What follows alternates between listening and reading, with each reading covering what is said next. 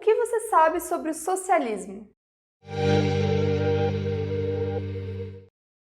No final do século XVIII, a Europa passava pela Revolução Industrial. Além de mudar a economia daqueles países, ela também causou algumas transformações sociais. O capitalismo deixava de ser comercial e passava a tomar a forma de um capitalismo industrial. Com a grande expansão das indústrias, as cidades passaram a crescer rapidamente e muitas pessoas migravam da área rural para as áreas urbanas para trabalharem majoritariamente nas fábricas.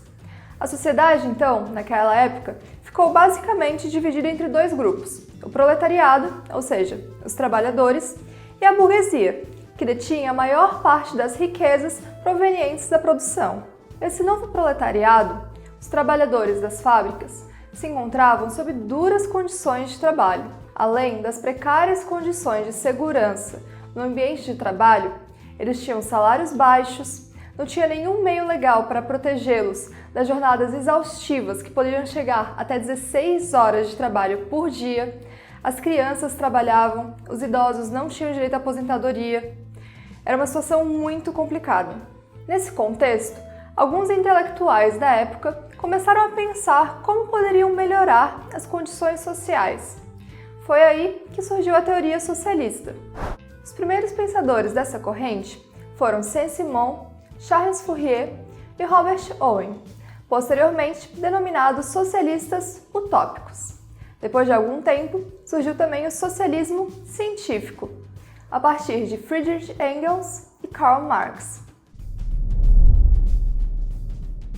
Saint-Simon foi um dos principais pensadores do socialismo utópico.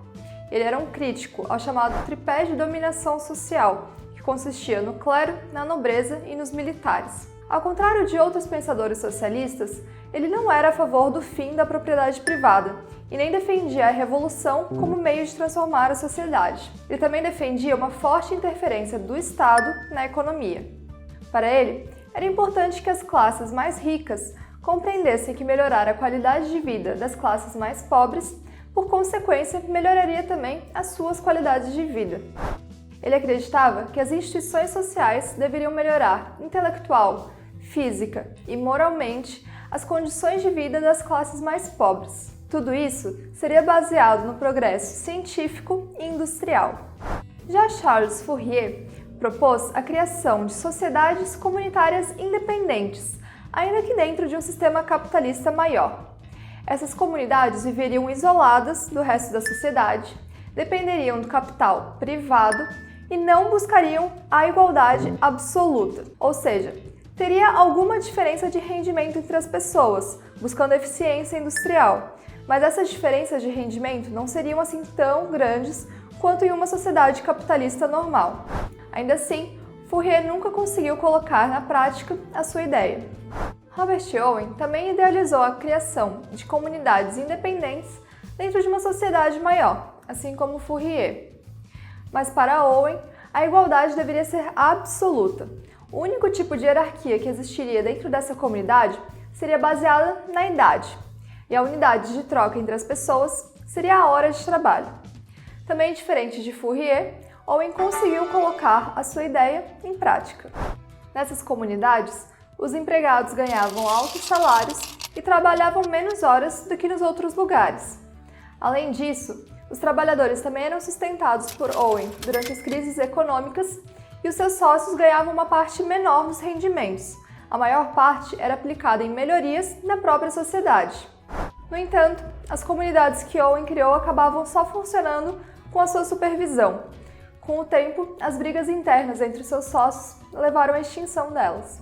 Os socialistas utópicos enxergavam a indústria como um meio de desenvolvimento econômico e, portanto, de melhoria de condições de vida à população. Portanto, diferente dos socialistas científicos, eles não defendiam que o sistema capitalista deveria necessariamente acabar para a sociedade ser mais justa e igualitária.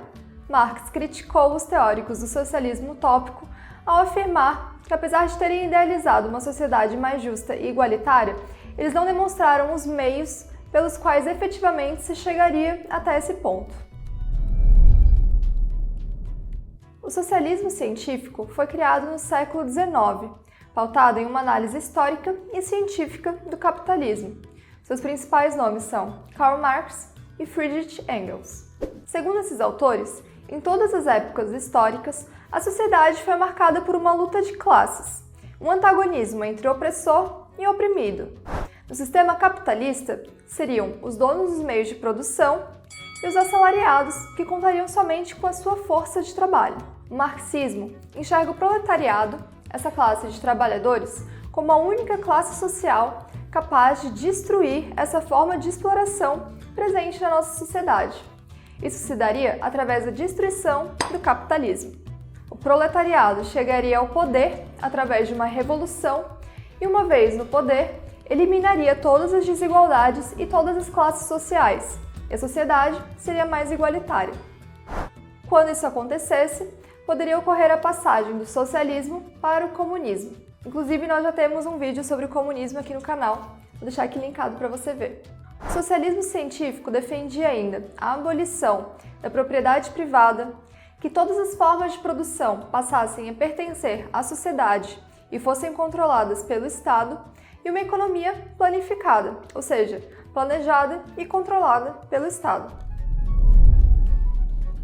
A Comuna de Paris foi a primeira tentativa na história de implantação de um sistema socialista. Em 1871, após a derrota da França na Guerra Franco-Prussiana e após um acordo bem favorável à Prússia, os trabalhadores da França, e principalmente de Paris, se revoltaram e tomaram o poder. O governo na Comuna de Paris foi composto por 90 representantes eleitos, e todos eles seguiam diferentes vertentes socialistas. Muitos desses representantes pertenciam à Associação Internacional de Trabalhadores, também conhecida como Primeira Internacional, por ser a primeira organização de trabalhadores a superar as fronteiras nacionais. A principal meta da Comuna era a melhoria da qualidade de vida e de trabalho dos operários.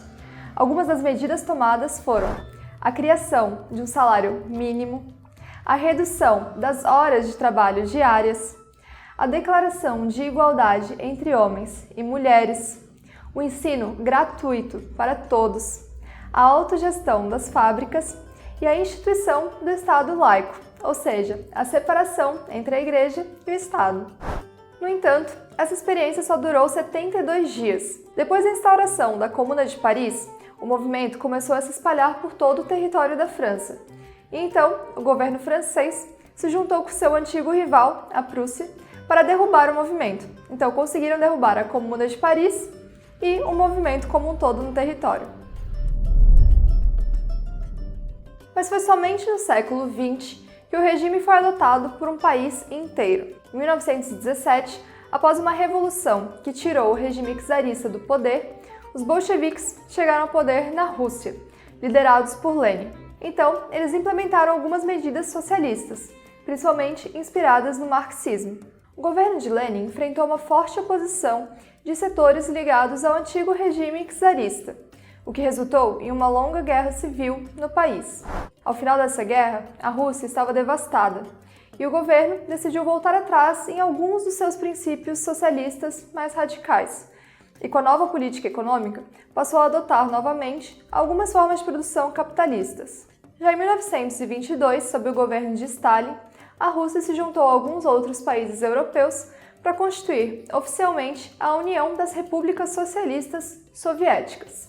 Em seu governo, Stalin aboliu a nova política econômica e passou a utilizar os planos quinquenais, em que as metas da economia soviética eram traçadas para um prazo de 5 anos. Stalin, em seu governo, priorizou o desenvolvimento e a expansão da indústria, além de centralizar vários outros setores sob as mãos do Estado. O socialismo implementado na União Soviética é muitas vezes chamado de socialismo real, por ter sido a primeira vez que algumas medidas da teoria socialista foram implementadas na prática, em alguns países e por um longo período de tempo.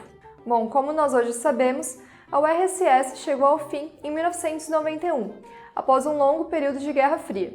Mas isso poderia ser tema para um outro vídeo. Inclusive, se você quiser que a gente faça um vídeo sobre isso, deixa aqui nos comentários. Bom, pessoal, essa foi apenas uma pequena introdução ao tema, à história do socialismo. Então, se você tem alguma informação complementar, não deixe de colocar aqui nos comentários. os links que podem ser úteis para quem está pesquisando sobre isso, as fontes, que a gente vai dar uma olhada ali também. E não deixe também de comentar as suas sugestões para os nossos próximos vídeos. Até mais!